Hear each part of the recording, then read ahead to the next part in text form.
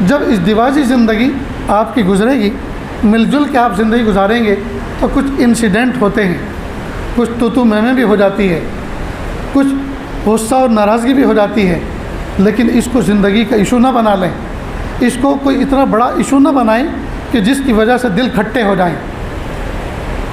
وہ کون سا ٹوکرا ہے جس میں مختلف برتن رکھے جائیں اور اس میں آواز نہ ہو؟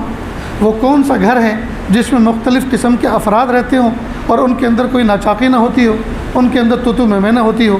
ہر جگہ ہر گھر میں ہوتی ہے، لیکن یہ چیزیں ایسی نہیں ہیں کہ جس کو ایک موضوع بنا کر ہمیشہ گھر کو میدان جنگ بنا کر رکھا جائے، بس باتوں باتوں میں اس کو ختم کر دیا جائے۔ محبتوں کے ساتھ اسرِ نو زندگی گزارنے کا عہد کیا جائے۔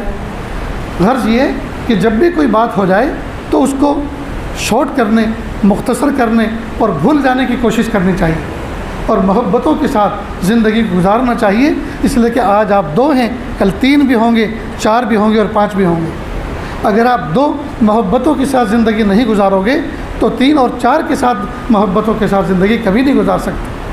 اور وہ جو آپ کی ملاپ اور آپ کی بنیادوں پر اللہ پاک آپ کو اولادیں عطا فرمائیں گے، وہ اولاد پھر ایک غلط میسج لیں گی کہ ہمارے امی ابا ہمیشہ جھگڑتے رہتے ہیں۔